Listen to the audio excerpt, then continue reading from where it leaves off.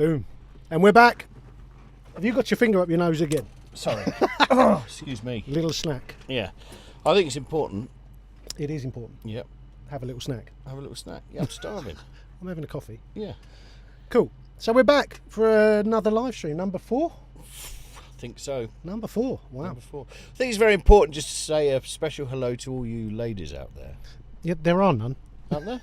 I don't think so. Are you sure? Well, in our statistics for the channel, I think we have 0.1 female Well, they normally watchers. say, radio stations say hello to all those truckers out there, don't they? Late night radio. So I know there's one lady out there, and I'm going to say hello to her. Oh, fair enough. Yeah. How you doing? Yeah, and Claire. A lady and Claire. Cool, good. Right, should we have a cooking segment or something? No? Do you know, Sean, it would probably do a lot better than what we do now, to be fair. It's not a bad because everybody shout. eats and not many people use plugins. That's a really good You point. see, we should have done, you're good at cooking. What, you're saying we should just bin this off, move to the kitchen, do a cooking show? Yes, it's nearer the fridge. Yeah, there is. I can see what you're thinking. That makes sense. Yeah. Yep, I think so. But no, we decided to do a minority channel. You could do, what could we call it? Is it... Well, you could call it the same, Dan. Is it spaghetti bolognese?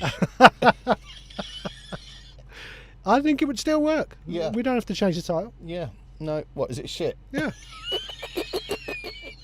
It crops up in my life quite a lot, that No, phrase. it's a stew. Yeah, good point. You could... Sorry, a taste test. That's how you're getting all kinds of trouble. I mean, we're getting enough trouble calling plug-in shit. Well, we don't do it very often. I note, however, we've done 3 We shit have. ones this afternoon. Yeah, it's been a high proportion of shit this afternoon. Oh dear, coming soon. A large amount of shit. But they're more fun sometimes. A big shit, some might say. Some might say. Yeah. Yes.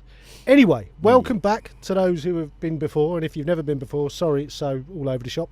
That's just what we do. But basically, it's a live Q&A. So if you've got anything you want to know about any of this kind of stuff, stick it in the comments. Dan will read it and we'll try and answer it. There's a few we've got already, which we can start with them. We've got the new top 5. We'll run through that again a bit later.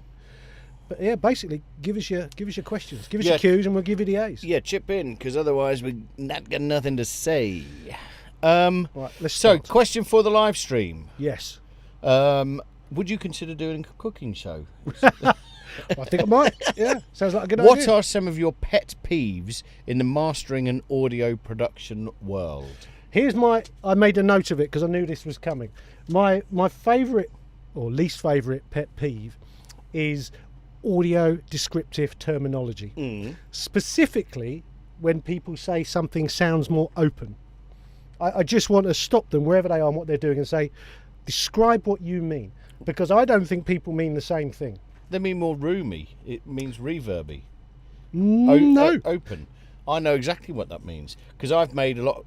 But I'm well aware that other people use it to mean it's got more high end. It's more open at the top end because it's got more high frequencies. I know I'd say that would probably contribute into the same sort of thing. I think people use it differently, and I think it causes a big problem when people use terminology like more open. And also, if someone is comparing 2 compressors, for example, and they say, oh, that one sounds more open, I'm like, yeah, I think that means you don't know there's a difference. You see, I'm surprised that you said this.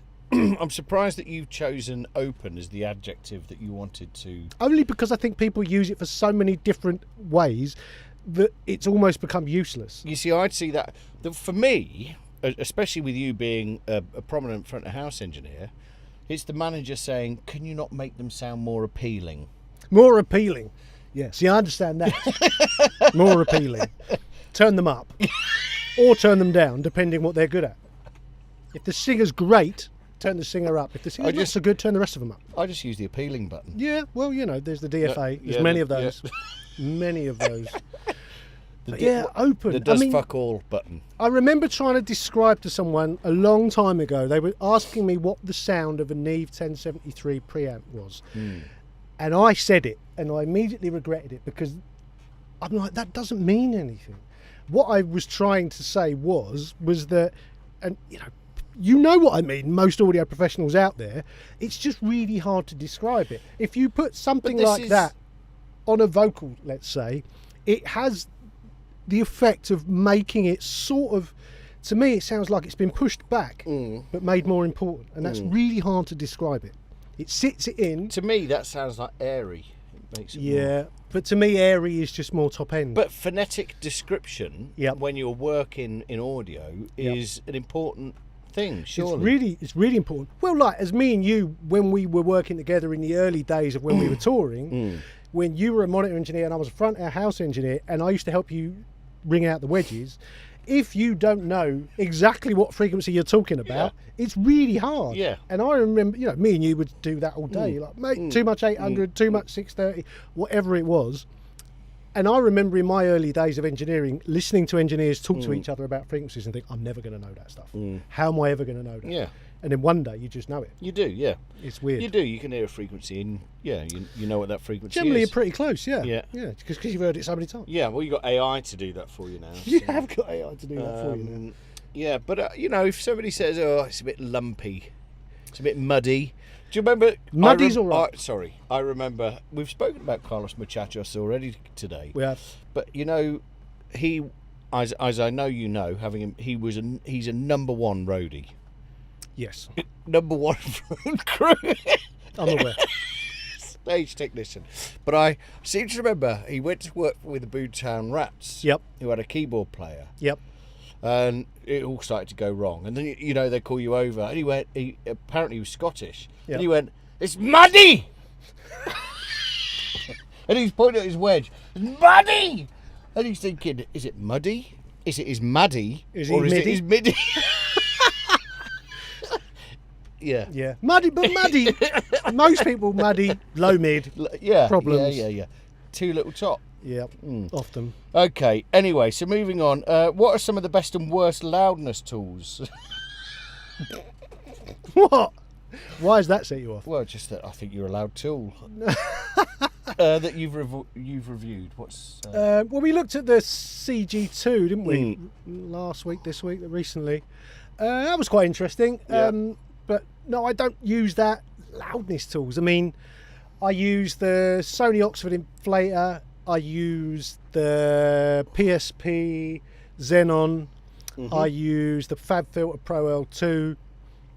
I sometimes use the Brainworks True Peak. It's kind of it. From a limiting, let's get things louder point of view, that's kind of it. More often than not, it's all the little decisions you've made before then that are really doing it anyway. Yeah. Getting the rest of your track so that it's really pumping makes way more impact than sticking a limiter at the end. But obviously you do have to do that. I've got to say, there is somebody called Cocaine Bear in the room. Good name. And they are, it says it's Bear Cocaine. But there's also somebody, Pain Remains, I am that lady, lucky you, hello. Pete Wiz, Tom Peters in the room. Right, Tom. Hello, Tommy boy. Got to catch up. We're going to catch up soon, actually. Love the content, guys. We're getting some big love. So let's just have a quick look at some other questions that we've had in the reviews we've done recently. Yeah. So, question for the live stream. Live stream. It says live stream. That'll do. Here. It's near enough. What are some of the weirdest plugins that you've tried but actually liked? Oh, weird ones. I can think of my one straight off. Go on. It's that drum machine where you use the pizza. That was really good. Yeah. Yeah. Yeah, because that... Do you remember what it was called? It was made by Modalix, and it was... No, can't remember. Yeah. I think someone will good. know. Someone Go will check tell out us. the Modalix thing. Yeah, it was really interesting. So it was slices, wasn't it, of a beat. I remember just putting the Amon through it, and it's just like you can get all of that. You can do all those cool fills with it. Yeah, that's what I was using it for. Yeah, that was very cool. Weird ones. Do you remember that plug-in, the fan, that did weird stuff? That's that was quite appeared cool. again recently. That's on social media. I've seen. Yeah, I think they do pushes now and again trying to do sell they? it. But that's quite interesting. It's a bit weird, and that sounds quite good. Thank you, Addy Perco. It's the Beat Scholar. Beat Scholar, that was it. And they did another one which I use all the time, which is the one with the live drums on it, which is awesome. Is it? I use that a lot. Modalix. Yeah, Modalix. Go and check them out. Yeah, really good at drum stuff. Yeah. Okay, so we've had so many questions to the reviews. I think that was it. Blimey. So Live ones then. yeah, so Where are we at? the live questions. So the boys are back. Sean, have you tried the Sonable Smart De-esser? I have. Yes. We didn't review that, did we? Or did we? I don't think we did. It's really good. It's really good. My only problem with all de-essers is that I can't ever find one that is as quick or as simple to use when I just want to get on with it as the Waves basic de-esser. Yeah. And I've been using it for years and I'm still using it, and I hate the fact I use it because I'm trying to get away from Waves, but I just use it all the time. So what exactly is a de-esser? It is. It's just a frequency dependent compressor. Yeah. Really. It just, I mean, you could build your own. That's what we used to do. De-essers, there wasn't many in the world. Valley People used to make a hardware de-esser 30 years ago, and you'd rent one in if you needed one. But other than that, you just made one. You just took a compressor and an EQ, fed the frequency into the compressor that was giving you grief somewhere, you know, in the sort of 5 to 7K range. Boom, de-esser. But yeah, you don't have to do that now because we have plugins. So on to the next story. So let's have a look. Please send in your question, guys. Yeah, do I work with a guy that describes warm as saturated upper mids. Interesting. I remember when I was working for a couple of different magazines 20 years ago, reviewing hardware and software, and I got sent lots of valve stuff, the TLA stuff and all that to review, and everyone kept describing it as warm or creamy. And it was like they were trying to describe warm cream. I know. They were trying to describe exactly that saturation, that sort of. Everyone had been in plug-in world and digital world for so long. It was the first time there were affordable units that added some of that. And yeah, warm, I would agree, is the saturation you can hear in that mid-range. It in my head, the reason it's called warm is because it's taming off the peaks and making them round, and that round audio this is peaks. phonetic I know. description of audio again. I hate all of it, but it's how else do you do it? Well, we used to know a guy called Mark in our local pub. In Yep. fact, you've probably met Mark in the Garibaldi. Yes. And Mark's autistic, and he's Dr. Mark. But he, and I forget what his paper was on, but it's about seeing colours, seeing sound as colours. Ooh, okay. Somebody will comment recently, but so somebody plays him a warm sound, it will be a brown or an orange, you know, if it's harsh. That makes sense. Yeah. Well, weirdly, I always colour my, you know, the audio stems in a mix. Pretty much always give everything the same colours. So I group drums together and they will be red. Well, yeah. Bass will always be green. Why is bass green? I don't know. It's just always been green in my world. I mean, when I'm colouring in, Yep. you know, just make sure. Stay in the lines. Yeah, that's stay in the lines. Draw a big yellow spider in the Get my corner. mum to sharpen the pencils, you know. That's about it. So, what about somebody's asking, could we review the Diamond Dynamic Saturator by Acoustica? Could we? Have you ever reviewed any Acoustica stuff? We did the thing, the synth. They did a Jupiter 8 thing, which they sent us, which I thought was amazing. They have been in touch, Acoustica, and asked if we want to get involved reviewing some more stuff. So yeah, we may do at some point. Okay, good. Do you use a subwoofer in the studio? I don't. No, I have done. The subwoofer shits outside the studio. I have done in the past, not this studio. My monitors go down as far as they need to go. You know, I've got full range monitoring, so I don't need a sub. I've worked with a sub in the past, and I just didn't get on with it. I don't like the fact that it's not all coming from the same place. I know sub is supposed to be omnidirectional, but I don't think that's entirely true. I could feel it coming from sort of under the desk over in the corner, and it bugged me. I'd rather have it all coming from one source. So no, not a big fan of subs, but I understand if you're working on smaller monitors, that can be better than not having one sometimes. Somebody's just commented, we're talking a bit of a theme about the the phonetic descriptions of audio. Yeah. Velvety drives me nuts. That's pain remains velvety. Yeah, I mean, I'm with you. It's a weird one. However, that immediately brings to mind... Sade. No. See, that's brittle.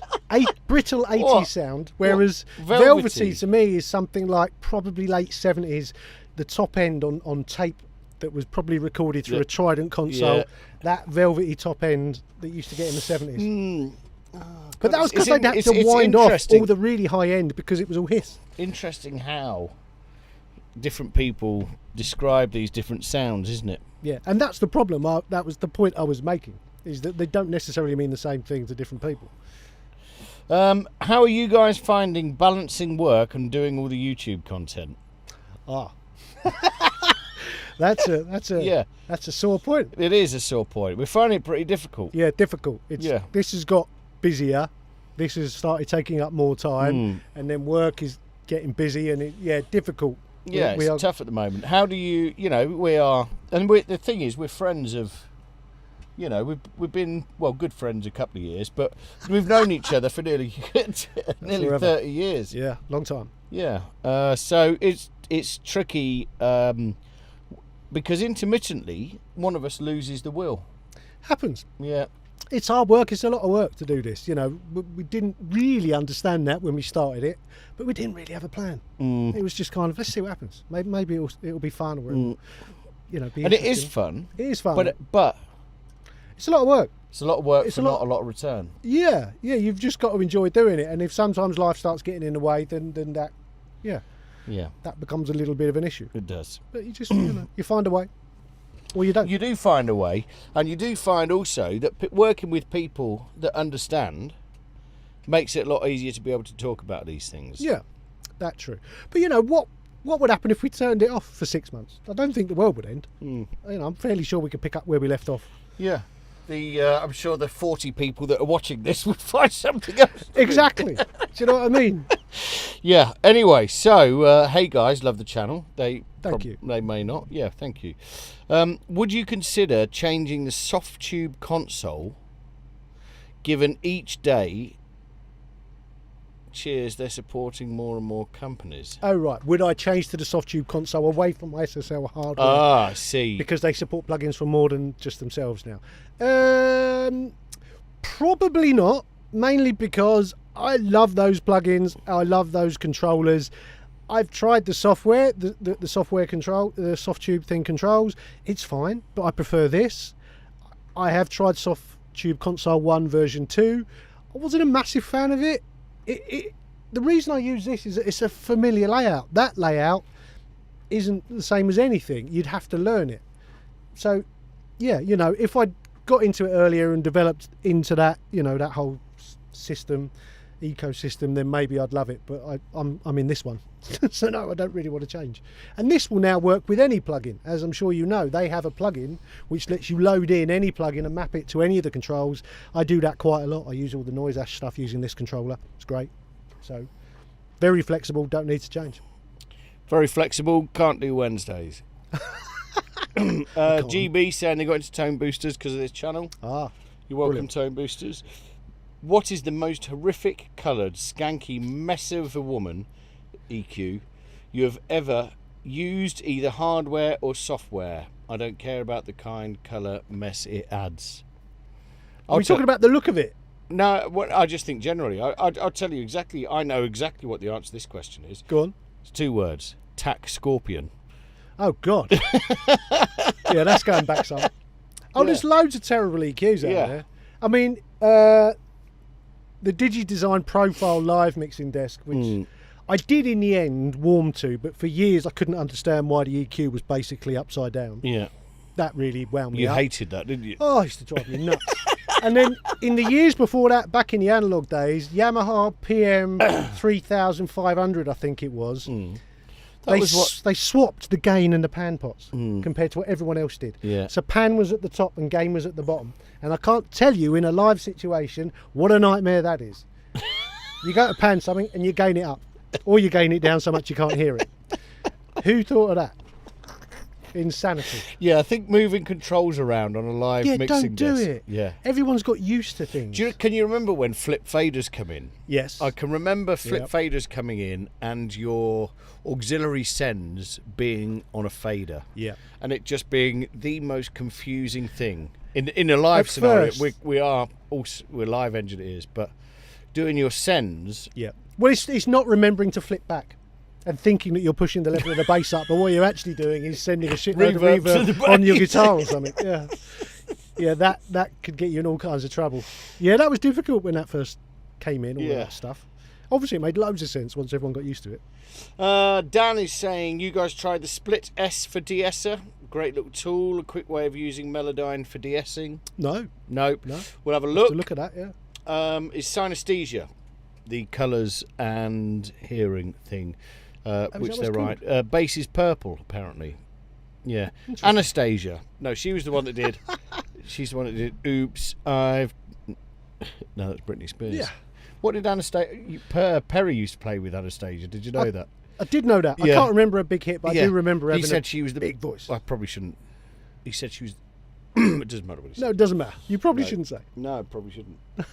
Apparently, she's lovely. I bet she is. Have you guys tried the de-esser on the Sherps Omni channel? Yes, I have. Yeah, I that's find it good the one. best and the simplest. Yeah, yeah. It is by Waves also. Yeah, I think it's possibly the same thing. Yeah, that is a good one. It's just the rest of the Omni channel is just too much in one interface for me. Gorf has just said you guys are having your live chat at the same time Elon Musk is having a live stream about going to Mars. Well, I know which one I'd be watching. Yeah. Yeah. What a dick. And Elon. And Elon. Do you know, I used to be an Elon fan. I know. Well, I think I did until he turned out he was a bit on the Nazi side. Just, and crazy. well, I think prior to the Nazi side, just, you know, Not your cup of tea. no. No. It's too much. You know, why? Anyway, that's probably a discussion for another time. Going off on a Ice tangent. cream, a milkshake or a dessert? What do I prefer? What is it?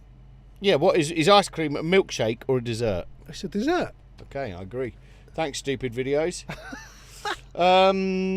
Velvety, very move Fairchild to me. I don't know what that means. What are the most analog sounding plugins that you've tried? Asks Ramin. There's lots of really good analog sounding plugins around these days. I think some of the ones that really did the job. What were those mastering compressors we looked at? God, I'm not going to remember the name. There was two, and one was blue and black, and the other one was yellow and black. They're pieces of hardware that someone had modelled. I cannot for the life of me remember what their name was, but they were very obviously sounded a lot like the hardware to me. But there's loads out there now. Noise Ash for me. Noise Ash Always- is great, yeah. Yeah, whatever the question, Noise Ash is the answer for me. Those preamps, the Noise Ash preamps, Well, they're on the top 5, which you should go and check out. We'll do that in a minute. We'll go through it. Yeah. But yeah, they're very good. And the the Vustec Model N channel, just use it all the time. Fantastic. Is it? Sounds so analog, yeah. This is because I know you're a big fan. Do you guys have an opinion Yeah. on Tokyo Dawn Labs? Yeah, I think they're fantastic. They do some brilliant stuff. Nova is awesome and it's free. Dynamic EQ, which is just really good. You're not going to find anything better that you have to pay for, really. They do some really good tools for mastering. A lot of them have cut down versions that are free. Mm-hmm. They're great. Yeah, big fan. I was mastering that record for Ryan, and you got me on the Tokyo Dawn stuff. So TDR, a bunch of them are must-have. TDR, Yeah, Tokyo Dawn. Yeah. Records, yeah. That's all burp. Yep. No, you're right, they're good. Again, TDR, Arbiter, one of the best plugins in recent years. Is that Arbiter that used to make drums? Arbiter. They're like a big. They're German Are they? company. Yeah. I wonder if that is the same people. Don't know. Why would Waves Intelligent EQ give you 4 choices? That's a very good point. We have just reviewed it today. Yeah. That'll be out soon. Yeah. That'll be fun. So that'll be interesting. Maybe wait for the review and we won't tell you what we think now. Nate Williams. Appreciate your answer. Blah blah blah blah blah. Speak for session musicians. I have a podcast where I speak for session musicians. Speak to session musicians, and I'd like, and it'd. Sorry, balance. I have a podcast where I speak to session musicians, and it's a lot of work for basically no return. Keep up the good work. Bless you. Yeah, thanks. It is. BassX Studio. How loud in dB are your monitors on playback? In here, around the 85 dB mark, roughly. Goes up and down. I have two settings on my monitor controller. One is for, this is me working most of the time, and then I have a louder setting for when I finish something and I just want to listen through once or twice, but I won't listen all day at that louder level because that will kill me. But yeah, generally I monitor, you know, reasonably loud when I have to, but the rest of the time you could talk over it. You know, it's not crazy loud. I think when I was young, everything was full volume all the time, and you learn that that isn't helping you really. It's harder to mix like that. Minimum of 140 for me till I have to do vocals. And is there a sweet spot? Is there a sweet spot? Yeah. Yeah, I mean, I'm led to believe it's supposed to be somewhere in the high 80s, but yeah, I would say around 85, depending on your room. This is the best name. Flap and Tash and the Flappers. Good name. Wants to know. Evening, chaps. Studio question. If I can't strategically place bass traps, should I just go for quantity and stuff them in every nook and cranny? Oh, God. No, I don't think so. So, weirdly, bass is a bit like spiders, in that it likes to hide in the corners. For whatever reason, if you can get into the corners of your room and listen while you're playing at sort of your regular volume, the sub and the bass will be building up in the corners. That's where it goes to live. That's where you need to put your traps generally. But not every room is the same, depends on the shape of your room. Don't waste your time putting them everywhere. A common trick that a lot of studios used to use in the days when they were bigger is that the sofa at the back of the studio would be on top of a trap. It wouldn't have legs. It would have like a proper Helmholtz resonator underneath it. That's quite a good trick for hiding a big trap. Other than that, you need lots of space really, because you know it takes up a lot of room. This room would be bigger if it wasn't for all the trapping. I remember back in the days making house music, and my first mastering session I remember very, very well because the night before I pulled a police officer, went back to her house, smoked a joint, fell asleep before anything happened. That's very you. And then I almost missed the mastering session. We were at Abbey Road, and we got the the person I was working with got to Abbey Road. I had to get a cab from where I was, and then I asked them if their bass trap at the back of the room was where they kept their dats. Because it just looked like... Did you get eye rolled? Pardon? Did you get eye rolled? A little. Yeah. A bit eye rolled, yeah. Smelling of weed and drink, you know, yeah. I've had clients like that. Yeah. Is that where you keep your dats? No, it's a bass trap. Oh, that's what I thought. Anyway, I think I'm paying you, so less of the attitude, yeah. Okay. Glad I admitted that. How concerned are we regarding AI? That's a question from Rick Hertz, who joins us regularly. Hello, Rick. How you doing, Rick? Thank you. Well, we've just been reviewing some AI plugins, and they're I don't think we're losing jobs anytime soon on that front. I think there will come a time where it will be able to do useful stuff, but realistically, do we want to allow that? Let's get the AI doing the dog's body jobs that no one wants to do, rather than the creative jobs that we enjoy doing. That's my view. But can it take over? It can do a lot, but it can't. It's not very good at judging whether something is good. Yeah, I've heard that from a lot of people. And? Well, I disagree. I'm doing some scientific work. You are, with programmers that work in R and Python. Yep. And they are, which I guess programming in you know, audio and MIDI is similar, and they're like, well, it'll never be able to make the judgment, and you're like, yeah, we'll live it one day, maybe it will. It will. It's not there yet, but maybe. It'll be designing plugins before you It know will it. be designing plugins before it's mixing albums, I think. Did you just call people who like Elon Musk Nazis? No, I don't think so. No. Okay, I think I could answer this for Sean. A Planet person. If you had to delete all your audio plugins and start again, what would be your first purchase and why? Whoa. PSP Vintage Warmer, because you love PSP Vintage Warmer. Next. Yeah, maybe. Yeah, I mean, there's probably 5 plugins, which might be our top 5, which I could probably get by with just those. I think we need to rumble. You got top 5? We could run the top 5 for the people that didn't see it last week. Yeah, well, let's do it. Yeah. We're already halfway through. This just runs and runs and Time runs. is flying. Right, I will talk you through our new top 5. Let's start. They're in no particular order. So let's start with the Pulsar 8200. It's a modelled version of the GML 8200 Massenburg EQ. Fantastic thing. Does everything that did. Plus, it's got a load more features. Sounds fantastic. I use it on pretty much everything all the time. Next, let's go to the Kive Tube KC1 compressor. Very much based on the Tube Tech. And it's got that CL1B kind of look, obviously, and it's got that kind of sound, but it's the smoothest compressor for vocals. Sounds great on bass, sounds good on everything. But you can really compress a lot before you hear any kind of artifacts. Very, very flexible. Love it a lot. Then we've got the SSL 4KE, the channel from the 4000E, which is the desk I learnt to mix on. Fantastic thing. I think it's very flexible. Sounds very SSL. I love the dynamics section. Very faithful. Does a bunch of extra stuff, like you can add some width to stereo sources and stuff like that. It's very cool. Then we've got, what have we got? We've got the Kive Tubitizer. That's kind of become my go-to saturator now for doing simple things, like if I want to make a synth more raspy or a guitar or a vocal to cut through a bit more. It's just the quickest and easiest one to use. I like the fact that there's a compressor built into it.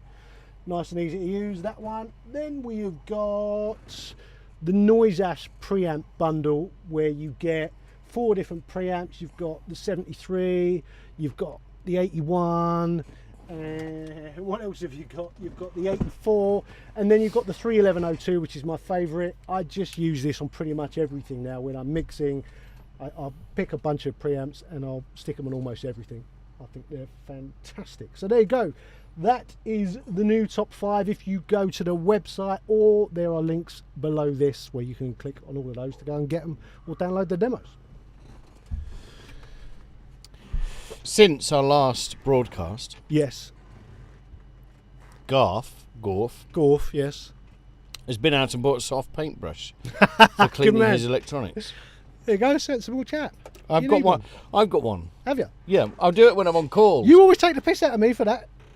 Yeah, well, yeah, I take the piss out of you because it's got. Because I've written on it. Yeah. 'Cause I just Because like you to label desk things. brush on it. I label everything in here is labelled. You know that. I do. Even my label maker probably has a label on it, saying That- label maker. Well, that was a. You've just stolen my joke. So know. yeah. I think FF Volcano 3. You familiar with that? I have heard of it. I have not used it. Is the most filter. slept-on plugin. Yes. Colourful Yes, saturator. filters like an old EQ that you can drive as much as you want. Create a compressor or a transient designer that. and stereo That's right. fluctuations. I was getting confused with the Saturn.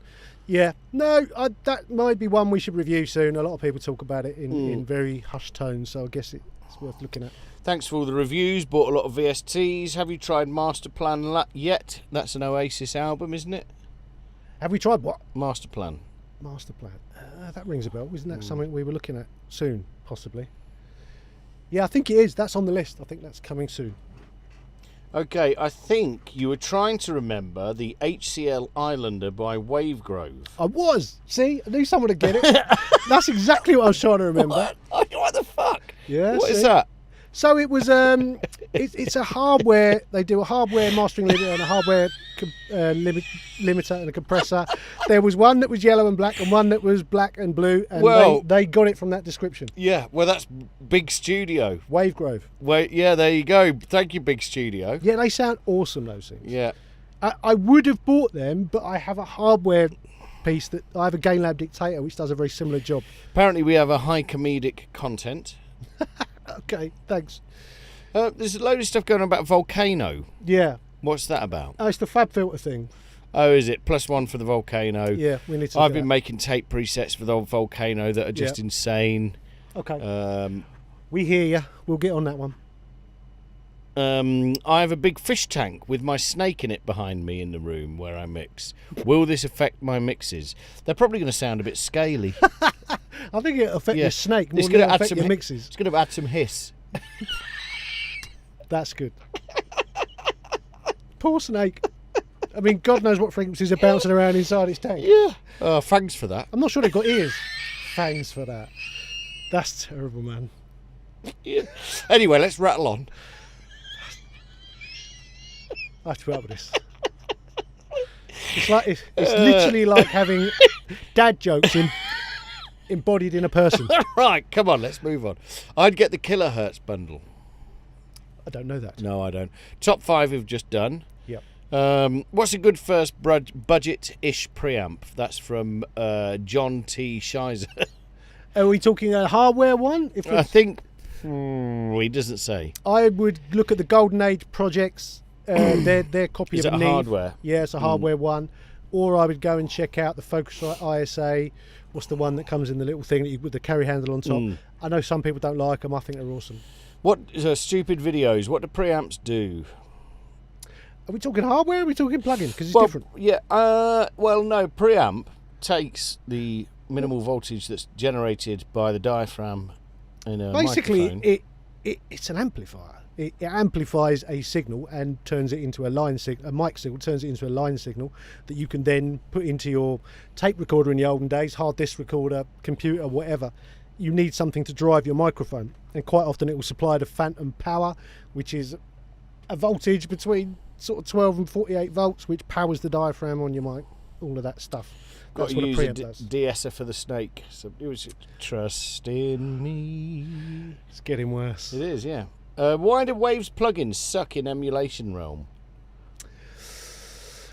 It's a good question. I mean, they're quite old. If you think about it, their API and their CL, stuff, that's old now.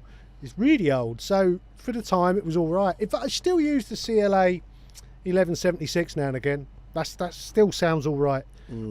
So, yeah, there's just better ones have come along. People have got better at modelling, I would say. Tommy P loved the de-esser for the snake joke. This is I'm going to read this, but I don't understand it. Okay. Do the Waves Sheps parallel particles, as mentioned last week, be interesting to know your thoughts? I recommended it from Jim, DJ Heist, doing some one-on-one tuition. Okay, so the Waves... That's DJ AD. Shep so does the Waves Sheps parallel particles... I don't know parallel particles. No, we don't know that. I don't know maybe that next time. We'll have a look at that. DJ AD, we'll have a look at that next time, man. But the Waves Sheps, not the Omni channel, but he did like a Neve channel a long time ago now. That was pretty good at the time, before better ones came along. I think people want to see my snake. I really don't. People keep going on about it. No. Ramin Waves like to add strong second order harmonic regardless if the original hardware has it or not. I mean, I would say a lot of plug-in manufacturers get away with murder on that, in that they develop a bit of code that adds saturation and they add it to loads of different plugins that they say are modelled on things, and really who's checking? We try and check, but it's quite hard. Sean's checking, but we did a few checks where we tested it against the original stuff, didn't we? Yeah, it's using the robot stuff. Yeah, you can test it to a certain extent, but the problem is with hardware is that from one unit to the next, you've actually got to care. You have got to care. And then I mean, I think it's been proved a lot that a lot of the modelled plugins that are out there are not that close. The odd one or two are spot on, but a lot of them aren't that close. The other thing doesn't matter with hardware that software doesn't have is hardware introduces variables. Yeah. From solder to chips to valves to anything physical, there can be variables within that physical circuit. Yes. With a plugin, unless you request it to have variables, it will be identical every time. Well, quite a lot of plugins now, don't they? They have a control which is adding that. It's become a thing, right? You can add some randomness into this, but even then, it's not completely the same. You know, like a certain piece of hardware will sound different depending on how long it's been switched on. A lot of my valve gear, if I'm mixing or mastering through it, I will need to turn it on a good hour before I... Oh, really? Yeah, because it won't sound the same. Get it all warmed up. Yeah, it won't sound the same. If I switch it on and immediately do a master, it won't sound very good. I'm a bit like that these days. You got to get me going an hour or so before. Yep, that's what happens when things get old. Yeah. When does a plug-in surpass hardware, Sean? That's from Lorcazola. When it does the same job, but it doesn't get hot or cost lots of money or depreciate or make your studio hot, or, you know. Well, those are the benefits, aren't they? But when does a plug-in... Well, when it does more. When it does something that a piece of hardware can't. There's a lot of manufacturers that are smart when they make a modelled version of a piece of hardware. They add features where you think, that's why I'm buying the plug-in. So that's the answer, when they add features. Yeah, add things that are really useful that you can't do in hardware. You know, I mean, like, I really like the AMEC mastering compressor. I think it doesn't sound like the original. It sounds better. It's got way more features. It's more useful. It's a better thing. The original, if you had it now, you'd be constantly worried it was going to break, and who the hell are you going to find to fix it? Yeah. You know. Okay, good. Good. Okay, so we've got some more questions. Blah, blah, blah. I am skipping some of you, so please don't be offended. Is there a metering plugin for LUFS you are particularly fond of? Because I find metering plugins confusing a lot of the time. That's from Justin Array. I used the Decibel metering plugin, which was quite a lot of money. I think full price is like 100 something quid. I think I got it for 60 or 70 quid in the sale or something. It's fantastic. You can resize it. And you can set it up how you want. You use that all the time. I use it for everything all the time. I also use the SPL. What do they call it? I can't remember what they call it. SPL do one, which you can get through Plugin Alliance. That's pretty good too. But Blue Cat Audio. Do you remember that? Blue Cat Audio used to do one that was free. Yeah, there's a bunch of free ones out there. I can't remember the name of. There's a really famous free one which is specifically good for LUFS. But yeah, you want to just decide whether you want to look at the integrated number. Generally is where you want to be looking, and also you need it to refresh because it's measuring for the amount of time that it's working. So you have to hit the refresh or set it to auto refresh every now and again, or it will lie to you. But yeah, even Logic's got a built-in LUFS meter now. They're pretty common. Yeah, they're pretty good. Pretty good if you understand what the fuck a LUF is. Mike Cavalieri is asking, what are the last 3 or 5 plugins that you've discovered that have replaced the others? Okay. Let's go 3. Let's go 3 because I can remember 3. Mm-hmm.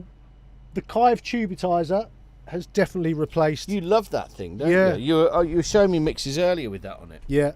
It's just become my go-to saturator. If I need something with a little bit more control, I will go back to the PSP saturator. But for most things, the Kive Tubitizer is getting lots of use. I've got to go to the tone boosters. Their Pro EQ or whatever it is, their big, you know, their top end EQ. That answers the whole question, really. Tone boosters. I use that for a lot, and the Tone Boosters MBC multiband. I use that a lot. Any other new plugins in my system? There's kind of not. I mean, maybe.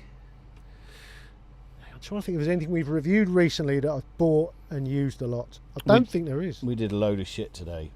Yeah, I won't be buying. What's Heist? We've got somebody saying Heist. Don't know. No, love Heist. Okay, we'll look into that. So this is Flap and Tash and the Flappers again. Good name. As you like the SSL stuff, he's not some sort of SSL shill. Have you tried, and if so, what do you think of the plug-in mixer in SSL 360? Oh yeah, I have it running all the time because I use SSL 360 software. I don't use it to mix, I just use it to look at, as in while I'm mixing within Logic with SSL plugins. If I want to see all of them at once, it's kind of really good for that. It is like looking at an old, 4K desk. It's the E series. What was interesting about it, although it looks incredibly complicated when you look at the desk, you could stand over it, look down, and pretty much see what everything was doing, and it does a similar job. So I only use it from that point of view, just to look at, to see what's going on. if I'm looking for issues, I suppose. I don't actually mix on it at all. Okay, so it turns out, just going back, Yeah. Heist is a tutor, a drum and bass tutor who it turns out worked with Goldie, DJ AD. We were talking about him earlier. We were talking about Goldie, yeah. Didn't he? He put me in a headlock at Yeah. DJ Fresh's wedding. Yeah, he did. Wanker. I've also consumed something off of it, one of his sovereign rings. We'll just leave that one hanging. That was in Miami when I Nice. was working with another Australian drum and bass act. Ah, there. Yeah, I remember. on that. our way between nightclubs Yeah. in Miami. That's what happens in Miami. Terrible days. Terrible days. days. Yeah. You don't miss them at all, do you? No, don't miss being 25. No. And anyway. Anyway. Okay. I'm lost now. Miss MV meter, free Lufts meter. There That's you go. pretty good, yeah. Okay. Laughing my arse off at if you remember what Lufts is. Loudness units, full scale. Loudness units, full scale. Okay. Ulean. Ulean is a good one. Yeah, that's the free one I was thinking of. So that's come in from Justin Aree. Yeah, that's good. I've got that. Sorry, Axo Jax, and Bigged Up by Big Studio. Cool. Yeah, that's a good one. That's the one I meant. Valio keys, soft tube Vice Soft tube Vice. is a digital EQ hardware. You can actually buy it as a plug-in, which is supposed to be indistinguishable from the hardware, as the code is the same. There's a few things like that around, isn't there, where they've just ported the code. That can happen. If there was a time where there was digital hardware and you can just literally take the code and stick it in a plug-in, but it doesn't necessarily always take into account the converters, I suppose. But you know, who's that bothered? Not me. So Lorcazola again. Do you need real rooms, or do studio room VSTs like Waves Abbey Road or IK Fame do the job? It depends. If you're doing the odd mix here and there for yourself, for fun, or for your mates maybe, then yeah, maybe one of those things is fine. If you're making a living doing it, I think you owe it to your clients to have a room that you can mix in, because yeah, you need to take yourself and your job seriously, I think. You take yourself seriously? Sometimes. When did that start? Oh, You didn't tell me that. all right. Sometimes. Yeah. When no one else is looking. I'm very serious. When you're selling your services. Yeah. Okay. Thoughts on, do you know, invisible limiter? This Yes. is a question from Yes, we reviewed it. Tara S. 1134. I remember reviewing it. I think I liked it, but don't take my word for it. I might have hated it. You're a very passive sort of a dude. Yeah, I don't remember what the verdict was, but I remember we did review it. So yeah, do a search on our channel and you'll find it. We are at the end of our... So if you've got questions, now's the time to ask, because we are at the end. Oh, Room correction thoughts, question mark. I don't... Room correction thought. Yeah. I'm not a massive fan of it, but it's become so sort of ubiquitous. Everybody's doing it and everyone's raving about it. I've always been told, and I've always been of the opinion, bearing in mind I started my career a long time ago, where room correction was sticking a graphic across your monitors, which I was told you just don't do it. If you've got problems, you're better off working through it and learning your room than correcting your monitors using an EQ. So I don't see how that has changed by getting something to do it automatically for you. It's still doing the same thing. So I've never done it.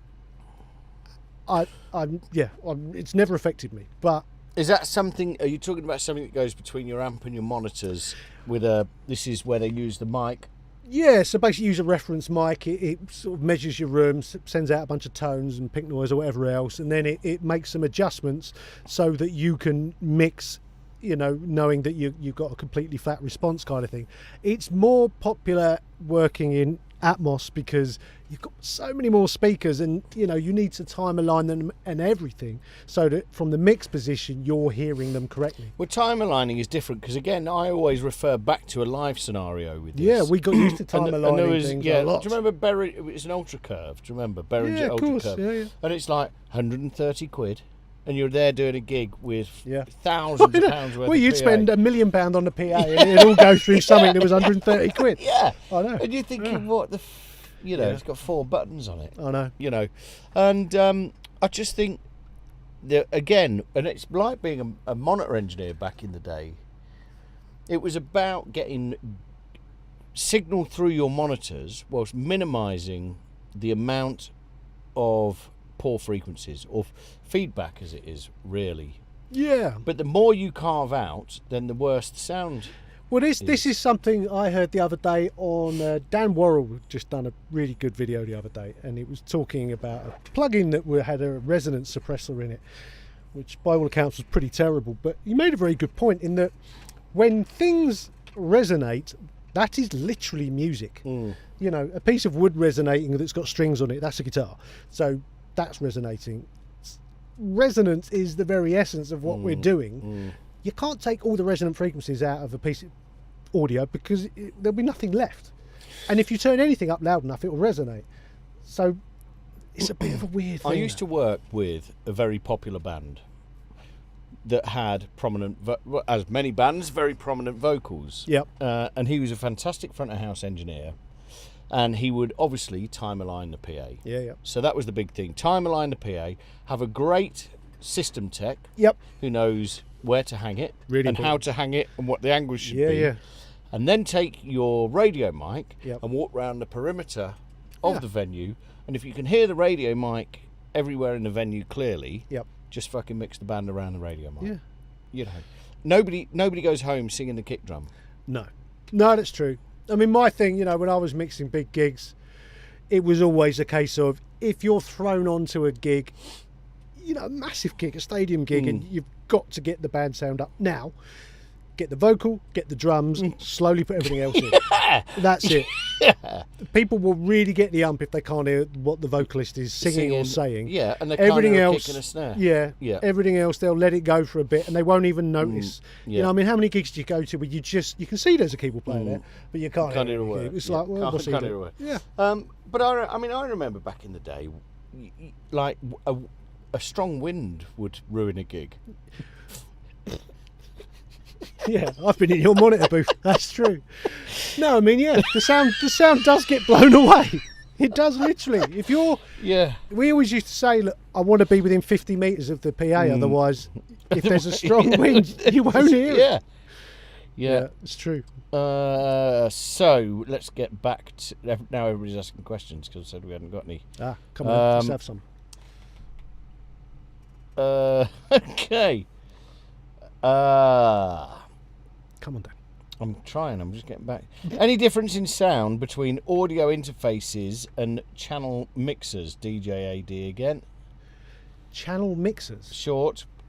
I don't know what Channel he means. mixers. Yep. I sort of don't know what you mean, but channel mixers. Do you mean mixers? Just mixers? If a mixer has an audio interface on it, some of them do have a USB interface, so you can just plug it in. No, not really. Although quite often they'll have preamps. The only thing that's going to change a sound card is going to be the preamp. If there's a preamp, if it's a good one, it will sound good. If it's a bad one, it might not sound so good. But other than that, no, they're pretty much the same. Even though, in my experience of measuring preamps, like in a Behringer X32, it's like the difference is minimal. Yeah, it's not huge. This is Gorf again. Ever since you've both started this YouTube channel, do you have groupies now? Do we? No, I don't think so. Don't you? Don't I? Have you got them all? No, would be the answer. Yeah. I think we got accosted by some people at Gearfest last year, which. But none of them sucked us off. No, not really. No, it was just nice chat is as much as you get. Oh, here's an interesting question from Valio Keys again. Good questions, Valio Keys. Cases where you'd prefer to put EQ pre or post a compressor. This is a big question. In what order do you have your channel strips? Okay, so for channels, as in working on drums, bass, guitars, or whatever else, unless there's a problem, EQ, then compression. And if I'm specifically working on the SSL, filters, EQ, compression. Why? I've just always done it that way. I like to push EQ into compression. I think it sounds good. If there's a problem, I then might put another EQ after the compressor. Do you know? But I like that sound of EQ Well, going into I compression. can tell you why I would do that. Why Because would you do don't want your compressor to be triggered by Yep. the bottom end. So, I would. I'm not sure I agree with you, but I'm not. But what time is it? 5:02. I'm not sure we've got time to discuss it. I mean, for mastering, I would nearly always EQ. Yeah, so it usually be an EQ which is doing any kind of fixing, any kind of maintenance. Then it would be possibly something that did a bit of EQ and compression, but more of a sweetening, make it sound nice kind of vibe. Then it's going to be mastering compressor, followed by possibly a couple of limiters and somewhere some stereo stuff in there. But yeah, generally EQ into compression. But yeah, stack it up. There's a good thing about plugins and all you this. get filters on compressors now. This is what we're starting to see more and more, isn't There's it? a lot, So lot more so really you detailed can, side chaining, which you makes can them way get more useful. You can trigger your compressors without pushing your bottom end through them. Exactly. That's Yeah. really, really useful. Yeah. Yeah. We've had something a bit cerebral here Oh yeah, go on. from a chap called Robin Vosbury. It's even written well. Regarding AI, what the public will accept as good In quotes. has been declining in quality for years. True. MP3s, I'd agree with that. I can see that. 100%. Yeah. The consumer is already accepting generic AI, one-size-fits-all masters at most levels of production. Yeah. Comment. I mean, yeah, you're probably right. I don't know what to think about that because, a good analogy is when we were kids, we wanted a hi-fi in our bedroom and we used to try and get the best we could afford, and we'd get jealous of mates who had better subs than us and all that stuff. Now kids listen to music on earbuds, or most of the time just through the speaker in the bottom of their phone. That whole thing of quality doesn't matter to the biggest majority of the consumers of music. Therein lies your problem. And at the same time, they're trying to sell us Atmos, which is like, hang on, what are we doing? Which way are we going here? So yeah, it's baffling. You're right, which doesn't bode well for the future. Well, you can't say it doesn't bode well. You say it's going to present change for the future. Change and challenge. I think we can overcome it. At the end of the day, people are better. Do you remember on that Dr. Dre and Jimmy Iovine, the documentary? Oh yeah, they that was did? great. Yeah. You know, and they're sat in Dr. Dre's truck and they're Yep. listening to Indie Club, I think it is, 50 Cent. Yep. And Dr. Dre's saying, I've really been honing and working on the sub Yep. on this. And Jimmy Iovine, who, let's not forget, you know, Interscope Records. produced Rumours and you know all of these. Where Were You Two? And everyone. Yeah. Yeah, he's like, I spent 30 years Yep. trying to get rid of sub. That Yeah. was something, we were pressing to vinyl. Yeah. That was something we didn't want. No, you can't have sub on vinyl. No. And now here we are. Yeah, I know. Yeah. Everything changes. Yeah, but then they started Beats. Some of the worst headphones ever manufactured. Well, I know, made billions, but baffling. Give the people what they want. You don't want to make sneakers. You want to make speakers. I believe was the Jimmy Iovine line. I think it was. Yes. So I think we've got time for one more question. Okay. Shall I pick EQ, compress, EQ again? That's good. The public needs to be mesmerised with fairy dust goes over their head. That's true. You can mimic the human spirit with AI, but you can't replace it. I like that. Deep. Yep. Loving the show, just catching up from the beginning. Thanks, Rich X Music. Will Atmos age worse than Quadraphonic? No, because Apple have picked it up. Yeah, I don't want to get into that. I'm not a fan, but anyway, we'll see what happens. Does low end need to be mono? No, not all the time. If you're Not pressing to vinyl. If you're not pressing to vinyl, then no, it doesn't. I would also say if you're going to be playing stuff at a big club or something like that, probably helps to be mono. But other than that, no, it doesn't. I think in the old days it would have done, but in the new days, yeah, it depends. I don't know when the last time you went to Ministry of Sound was.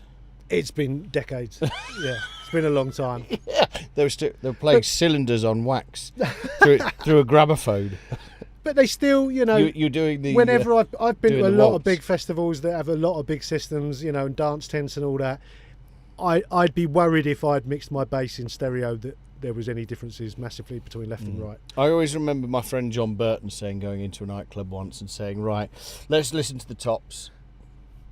And he's like, pan left, right, yeah, okay, great. Let's listen to the mids, pans left, it comes out the right. Yep. Pans right, comes out the left. Yep. Let's listen to the subs.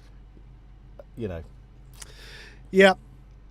Yeah, there's some scary things going on with big systems. There is scary things going on with big sound systems, which is what, if you're making dance music, where you would worry about the mono or stereoicity of your bottom end. Do you know what? I think I learnt a lot because I was working on massive PA systems in the days when I was mixing that kind of stuff. I used to take the tracks I was working on to gigs, and when we'd got the PA up and running, I would be blasting them over You the were system. turbo sound floodlight flashlight, weren't you? Early days, yeah. You were a smurf.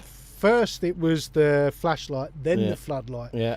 Then we moved on to VDOS, the early line array systems. And then because you'd be all blue because they painted. Do you remember? You literally went blue, yeah. Yeah, painted it all blue, didn't they? Yeah, weird days. But it was awesome listening to your stuff over a big system and going, holy moly, I've Yeah. got some work to do at the bottom end. You know, it was always enormous. Didn't he go on to? He was Function One. Yeah, there was designers from Turbo went into different places. I talked to the guy once who designed the floodlight system, and he said they lined up a load of different drivers and a load of different horns, put them on the floor, stood over them, and took a load of acid, and then picked the ones they liked the best. And on that Apparently. bombshell, Allegedly, that's what happened. Anyway, it's been fun. yeah. Yeah, fried my brain with all those questions a bit today. We'll be back at the weekend with some more Is It Shits, and other than that, we will see you all soon. Take it easy. Peace. See you later.